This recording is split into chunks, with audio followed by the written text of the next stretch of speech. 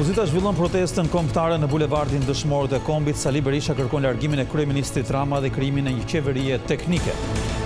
Gjykata e Apelit lë në burg grupin kriminal të rajave. 8 anëtarët e tij akuzohen për trafik droge në një vit të hodhën në treg 2.4 tonë kokainë dhe kanabis. Ministri i Bujqësisë zhvillon takime me fremerët në Shkodër, premton më shumë mbështetje për sektorin duke afruar edhe standardeve të Bashkimit Evropian.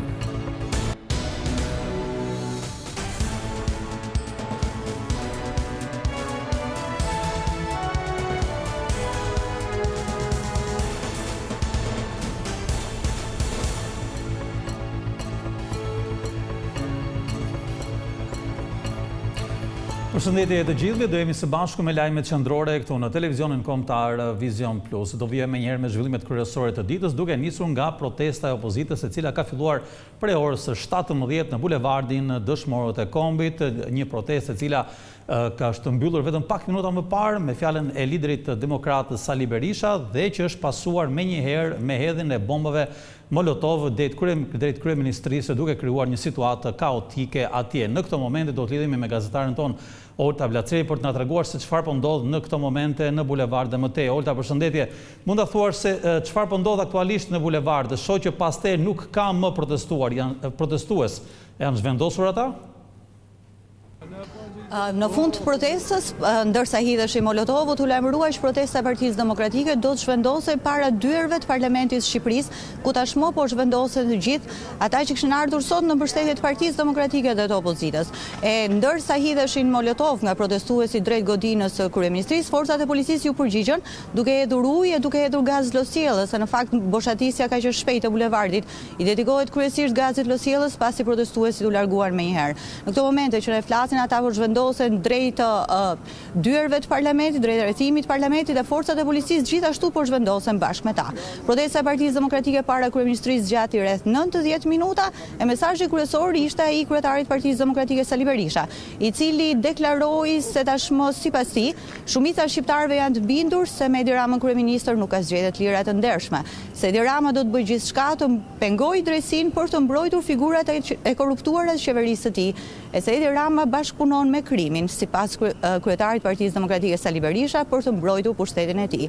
Berisha u bëri thirrje demokratëve, opozitarëve, gjithë qytetarëve që janë kundër qeverisë Rama, të bashkohen për të rrëzuar kryeministrin Edi Rama për ngritur një qeveri teknike e cila të çojë vendin drejt zgjedhjeve të reja. Çfarë pritet të ndodhi më tej, Olta? Pra, në këtë grumbullim që po ndodh tek parlamenti, është pjesë e një skenari, le të themi, të Partisë Demokratike, apo është një lëvizje e improvisuar, e detyruar tashmë nga ndryra e policisë? Jo, ishte skenari i Partisë Demokratike që 2 pikat e protestës do të ishin kryeministria e parlamentit, më pas protestuesit do kthehen tek selia e Partisë Demokratike, siç ndodhi te protestën e kaluar, protestën e 22 dhjetorit. Kryetari i Partisë Demokratike Sali Berisha ka bërë shpesh thirrje për lëvizje të qëndrueshme, për protesta të përditshme, të cilat sipas tij janë vetmja rrugë për rrëzimin e kryeministrit Edi Rama, megjithatë kjo nuk do të ndodh nesër, kjo nuk do të ndodh sonte. Pritet një protestë re kombëtare e Partisë Demokratike, e cila më pas do të pasohet me protesta të përditshme me një lëvizje të qëndrueshme për rrëzimin e qeverisë Rama. Vet Berisha do të niset nesër për Strasburg. Pasi të hënën ai do të marrë pjesë në punimet e Këshillit të Evropës në Strasburg e do përpiqet të lobojë të ndërkombëtarët për gjitha kauzat tek të cilat beson Partia Demokratike. Olta, pam pak më parë nga pamjet e drejt për drejta që alatët tradicional të zotit Berisha ishin në shesh, megjithatë faktorët e tjerë opozitarë, zoti Sheaj apo Lapaj, me sa duket edhe këtë radhë nuk janë bashkuar protestës së opozitës, apo jo? Vetë kryetari i Partisë Demokratike ka përsëritur disa herë thirrjen për të bashkuar gjitha forcat opozitare, përfshi edhe forcat e reja. Agron Sheajin me Partinë Mundësia, Adriatik Lapajin me Partinë Shqipëria Bëhet e Arlind Qori me Lëvizja Bashk. Por në të gjitha tentativat e zotit Berisha duket se kanë dështuar, pasi deri më tani Adriatik Lapaj ka protestën e tij të 24 orë, në fakt, duhet thënë, para godinës qeverisë. Arlind Qori ka protestuar disa herë para parlamentit, zoti Sheaj ka protestuar para gjykatës kushtetuese apo para kryesisë në mbrojtje të spakut. Deri më tani përpjekja e zotit Berisha për të bashkuar gjithë faktorët opozitar ka rezultuar e dështuar. Olta Blaceri, faleminderit për këto informacione që përcollet drejt për së drejti nga protesta kombëtare e Partisë Demokratike dhe e opozitës.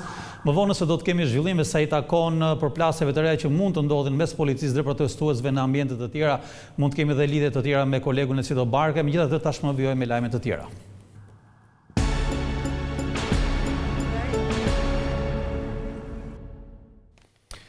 8 antarët e grupit kriminal të rajave në Fushkru janë lënë në burg nga gjykata e apelit. Ata akuzohen nga SPAK-u për trafik ndërkombëtar të lëndëve narkotike. Brenda një kohe të shkurtër, sipas prokurorisë, organizata hodhi në treg të paktën 2.4 ton kokainë dhe kanabis.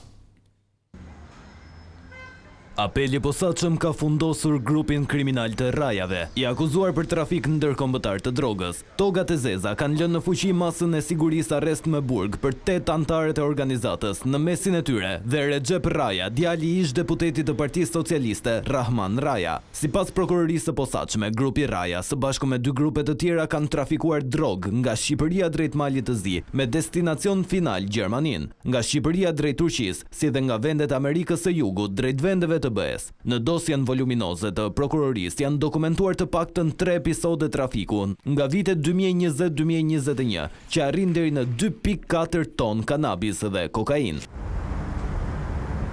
Rasti i parë në dosi referohet më datë 3 nëntor 2020, gjatë të cilit autoritetet e Malit të Zi sekuestruan mbi 1700 kg bim narkotike marijuan, që ishte nisur nga Shqipëria me destinacion Gjermaninë. Episodi i dytë është shënuar më 23 nëntor, po të vitit 2020, ku sekuestruan në Holand 475 kg kokainë, që ishte dërguar nga Ekuadori në portin Vlissingen. Ndërsa episodi i tretë është shënuar në datë 26 janar 2021, ku në Turqi u sekuestruan 236 kg marijuan që ishte nisur nga Shqipëria. Operacioni u finalizua më 10 dhjetor 2025, ku SPAK goditi disa grupe kriminale. Në total u lëshuan 14 masa sigurie, 10 prej të cilave u ekzekutuan. Konkretisht, 7 u kapën, ndërsa 3 të tjerët ishin në qeli për akuzat të tjera. Ishin zbërthimet e aplikacioneve Sky ECC që ndihmuan SPAK në goditjen e këtij grupi kriminal. Ministri i Bujqësisë ishte në Shkodër ku zhvilloi takime me fermerët e zonës, sa i premtoi një rritje të mbështetjes në këtë sektor, duke afruar dhe standardeve të kërkuara nga Bashkimi Evropian.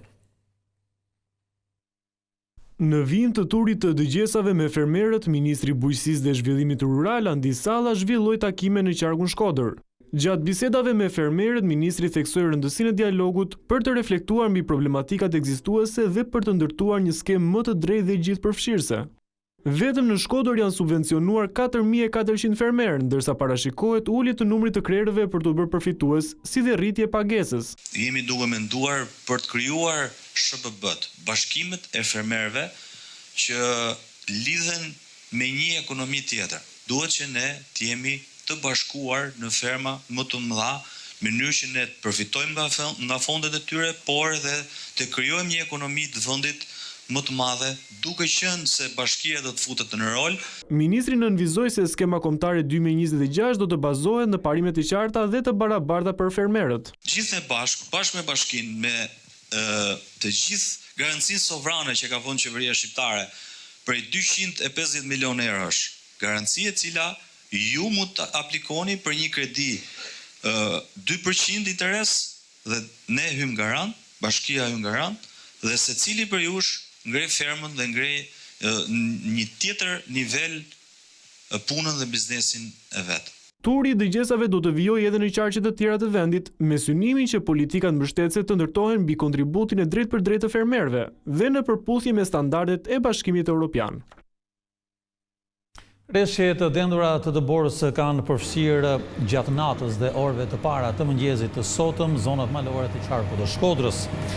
Situata paraqitet më problematike në akset Bog qaftore Theth, ku vjon puna e mjeteve për pastrimin dhe kriposin e rrugës me qëllim mbajtjen e saj të kalueshme. Pika më shqetësuese mbetet qafe Thorës në një lartësi rreth 1700 metra mbi nivelin e detit, ku temperaturat e ulta dhe era e fortë favorizojnë krijimin e ngricave dhe grumbujve të dëborës.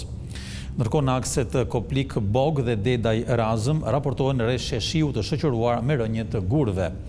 Autoriteti rrugor shqiptar u bën apel drejtuesve të qarkullojnë vetëm me goma dimërore dhe me zinxhir.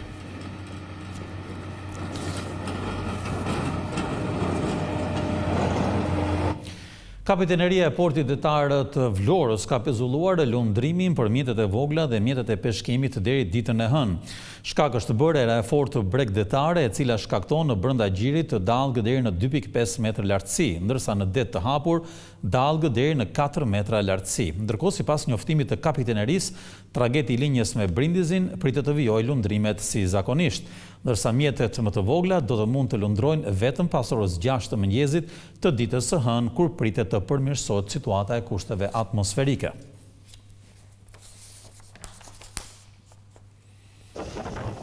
Prej 2 ditësh tashmë, një pjesë e mirë e juglindjes së vendit është përfshirë nga mjegulla e dendur. Ajo është shtrirë dhe në akset kryesore kombëtare, si dhe rrugët që të çojnë drejt fshatrave turistik të Dardës dhe të Voskopojës. Policia rrugore ka shtuar patrullimet në terren, ndërsa bën apel për drejtuesit e mjeteve të ulin shpejtësinë, si dhe të shmangin parakalimet edhe në segmentet ku sinjalistika rrugore i lejon ato. Kjo për shkak të shikueshmërisë së kufizuar të shkaktuar nga densësia e kësaj mjegulle.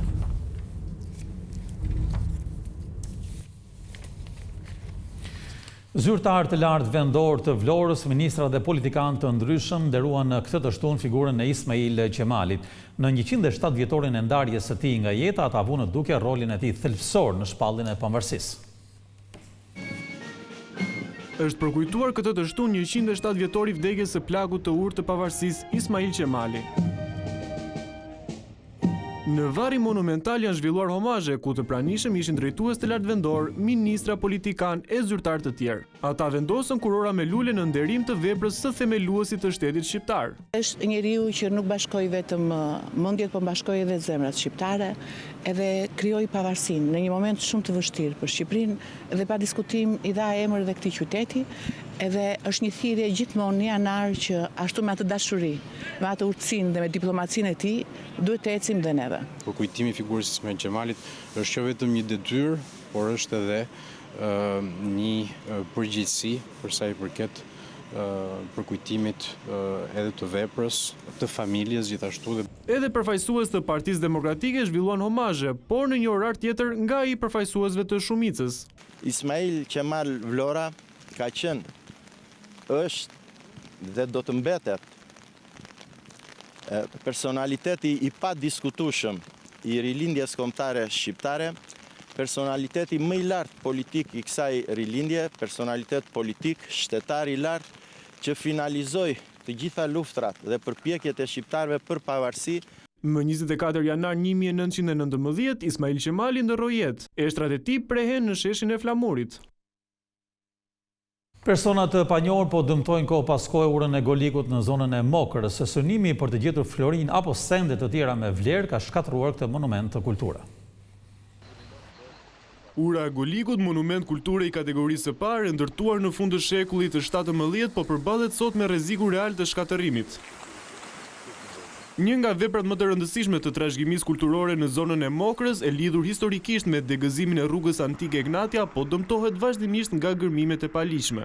Prej vitesh ura bie prej kërkuesve të arit dhe materialeve arkeologjike, të cilën ndërhyjnë në mënyrë të përsëritur në strukturën dhe trupin e saj, duke cënuar seriozisht qëndrueshmërinë e monumentit. Dëmtime të tilla janë konstatuar edhe së fundmi, por autorët mbetet në pa identifikuar pasi gërmimet kryhen gjatë orëve të natës. Pasojat janë të dukshme, zgavra në themele, çari në trupin e urës dhe shembje të pjesshme të materialit lidhës, dëmtime që përbëjnë rrezik serioz. Janë bërë punime, po kush i ka parë? Janë bërë punime për shkak të këtyre, për lumi, për apo ka hyrë rrezikon të shembe sa më parë. Dhe edhe këtu kalojmë dime behar, po hujse 3-4 herë në ditët në kembe me ajvan më të tëra. Po për flori që të kërkojnë, mente. Po në hatën, po ditën ku si les. Kërkoj nga institucionet shtetërore që për mirëmbajtjen e kësaj ure, një radhë parë po shkatërrohet nga dorë e njerëzve, plus nga shirat që bien, thënë si është shkatëruar. Dhe këtu kjo urë kanë kaluar edhe para sistemit. Bilemi që nga Sënishti shkonin pazar në Prenjës, nga Strava shkonin pazar në Pogradec, në Korç. Prap dhe sot kalonja fshatrat Zalltorra, janë Slatina që ikin në këmbë, thëmë. Përveç ndërhyrjeve kriminale dhe faktorët atmosferik luajnë rolin e tyre. Mbi 300 vite ekspozimi ndaj rreshjeve, ngricave dhe erozionit kanë përshpejtuar degradimin e urës, duke bërë sot emergjente ndërhyrjen e institucioneve përgjegjëse. Në këto kushte, banorët dhe drejtuesit vendor kërkojnë ndërhyrje të menjëhershme nga Ministria e Turizmit dhe Kulturës përmes një projekti serioz restaurimi dhe rehabilitimi. Dhe po mos vuri dorë institucione shtetërore, kjo dorëzohet. Po si krenohemi jo unë, për shembull, po e gjithë zona këtë thëmë. Është një urë, bilemi një urë e vitër janë të rrallë, thëmë. Problemi nuk është i izoluar ashtu si ura e Golikut. Edhe varet monumentale të Selsës vetëm pak kilometra më tutje një tjetër sit arkeologjik me rëndësi të jashtëzakonshme vuaj nga nivele sigurie dhe ruajtjen pothuajse zero. Kjo situatë i ka letësuar grabicit të cilët gërmojnë pas një pengesë, duke shkatëruar pasuri të pasvendësueshme kulturore.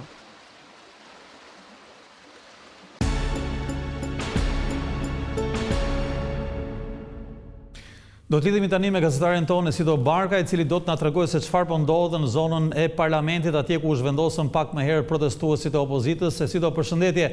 Çfarë po ndodh aty tek parlamenti në këtë moment që po flasim?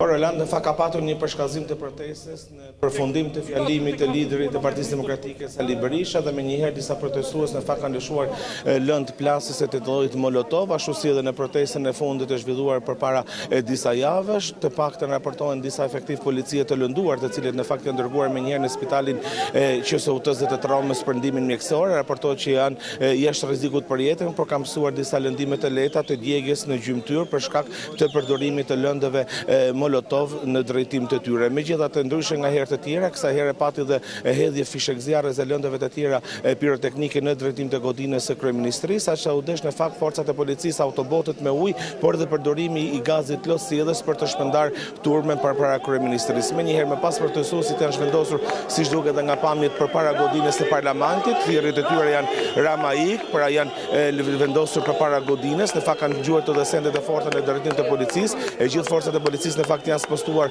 menjëherë nga selia e qeverisë përpara kryeministrisë, janë spostuar përpara parlamentit, janë të paktën 2 kordone policore të cilet po ruajnë perimetrin e sigurisë. Deri në këtë moment duket se të paktën protestuesit nuk janë të rrehequr, nuk ka një përplasje fizike mes tyre, por ka vetëm broritë të cilet janë mbledhur përpara parlamentit dhe pritet të ketë, le të themi, zhvillimin nëse do të përfundojë protesta në minutat në vijim apo jo.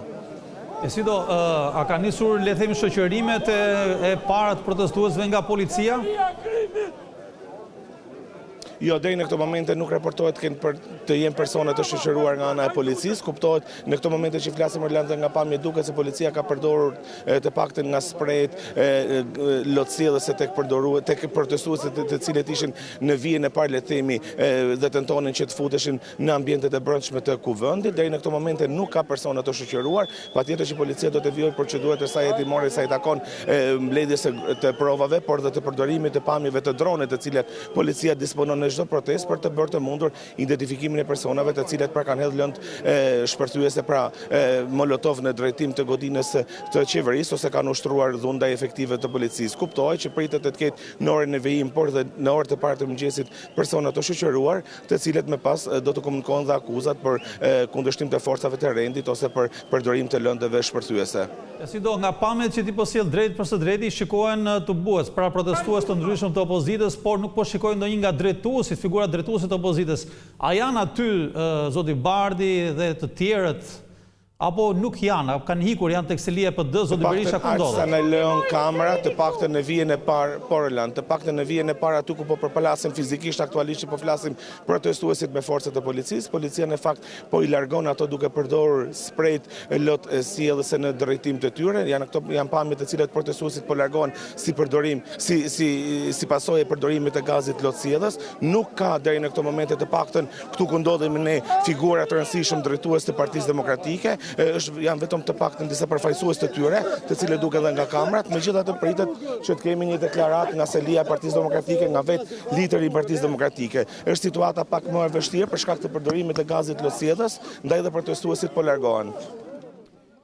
Po, Sido, ndërkohë, nuk e di nëse di ke në informacion, çfarë pritet të ndodh pra më vonë? A ka një, le të themi, një gjë të ditur, pra që protestat do të vijojnë, le të themi, dhe 1 orë dhe 2 orë para parlamentit pas e do shpërndahen, apo e kanë ndarë mendjen të qëndrojnë aty, domethënë gjatë gjithë natës? Domethënë çfarë flitet, çfarë thuhet?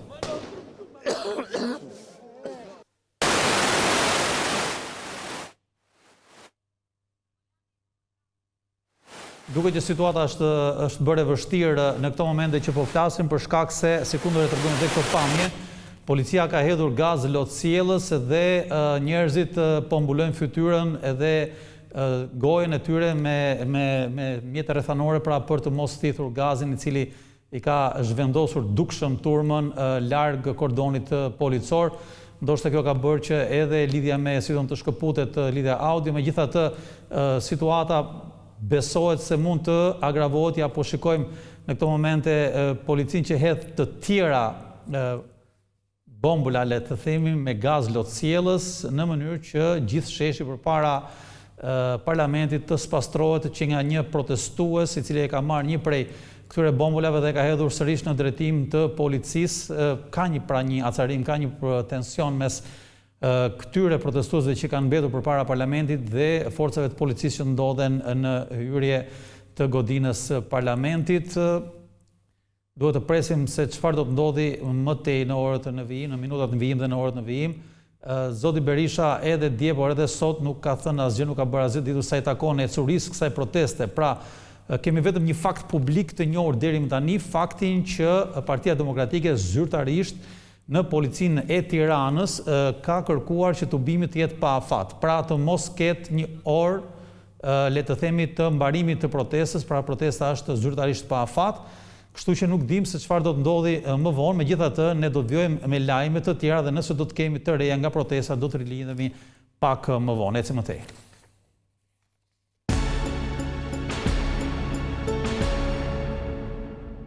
Edhe një herë drejt për së drejti me kolegun Esido Barkaj për të rejat më të fundit nga sheshi përpara parlamentit. Esido, çfarë po ndodh?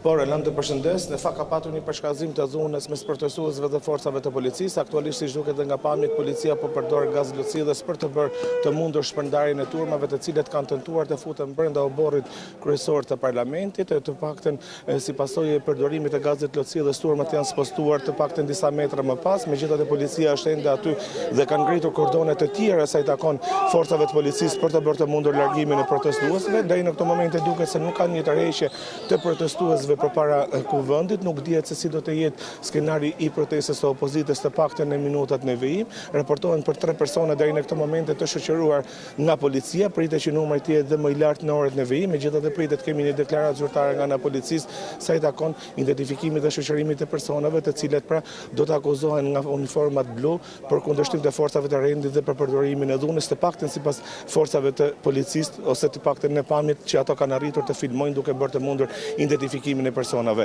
Aktualisht që flasim janë jo vetëm strukturat e rendit, por dhe forcat e tjera të policisë, si ato të forcave shqiponjave, por dhe të ndërhyrjes së shpejtë, si dhe autobotet të cilët rrinë në gatishmëri, nëse është e mundur apo jo përdorimi i tyre në minutat në vijim, pra nëse do të ketë një përshkallëzim të protestës. Deri në këtë moment që flasim është përdorur vetëm gazi lotësielës konkretisht në vendin ku ndodhemi pra përpara parlamentit. Duket se situata është pak më vështirë për protestuesit për shkak të komplikacioneve që japin përdorimi i gazit lotësielës, qoftë në frymarrje por dhe në shikimin e tyre, ndaj bëhet e mundur të largimi i tyre, por më pas ata janë kthyer sërish të paktën disa herë në disa episode të ndryshme, të cilët janë rikthyer duke u përplasur fizikisht me forcat e policisë. Pra situata ka qenë, le të themi, e ashpër të paktën në 3 ose 4 episode.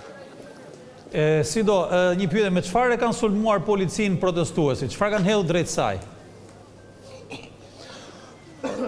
Të paktën sulmin që kanë filluar fillimisht përpara se lisë e kryeministrisë, protestuesit kanë gjuajtur me molotov, por dhe me lëndë piroteknike të tjera, me pas janë spostuar drejt parlamentit, si pasojë e përdorimit të autobotëve të ujit, siç e përshkruajmë dhe në lidhjet tona të mëparshme, por dhe të gazit lotësielës.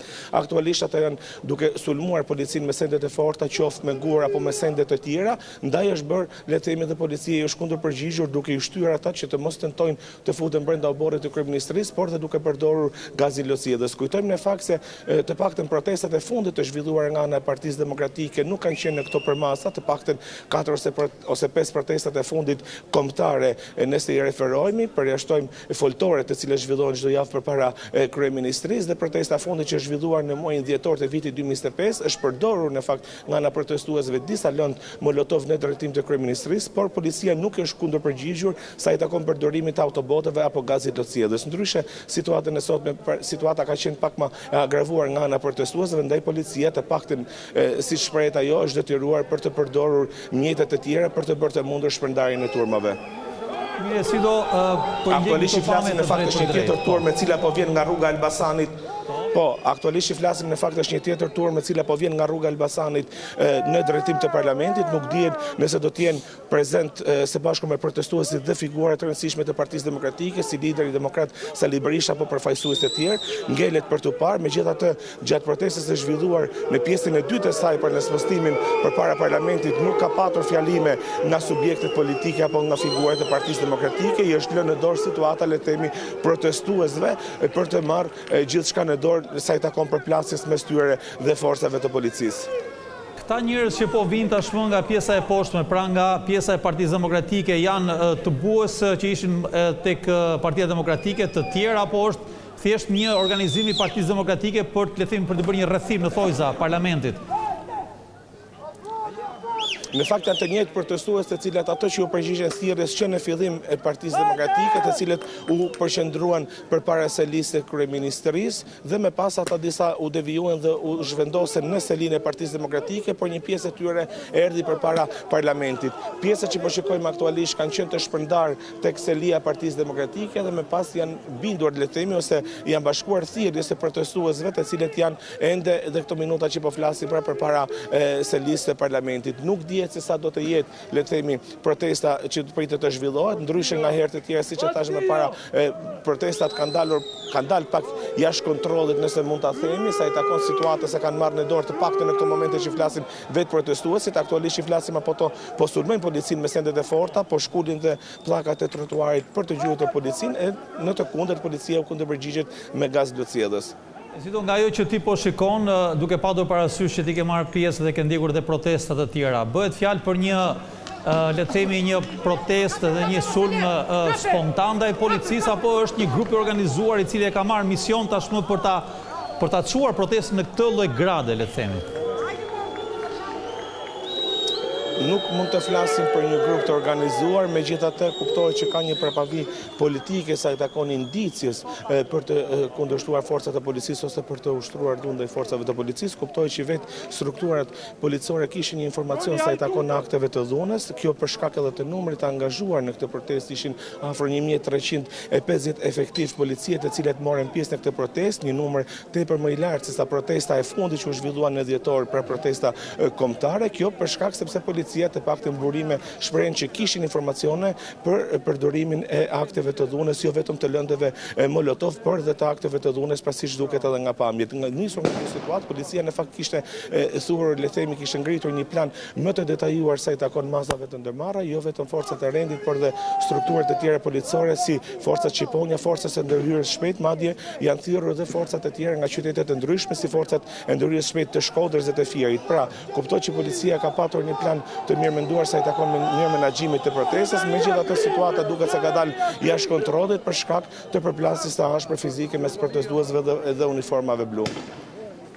Do të presim se çfarë do të ndodhi, po shikojmë sërish pjesëtar nga turma që po sulmojnë me sende të forta dhe mjete piroteknike, dhe nga ana tjetër policia që hedh bombat me gaz lotësielës drejt protestuesve.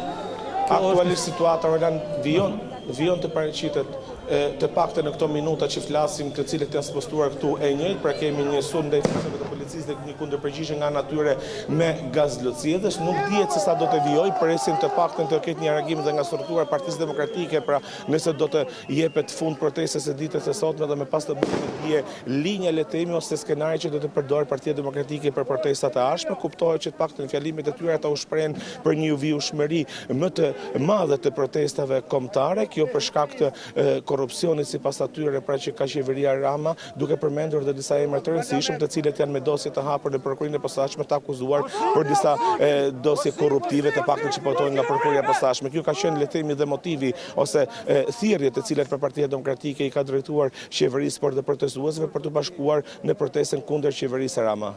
Mire, si do Barkaj, faleminderit për këto të dhëna drejt për së drejti nga sheshi përpara parlamentit, ku sikundër po shohim dhe nga këto pamje vijon tensioni mes protestuesve dhe forcave të policisë.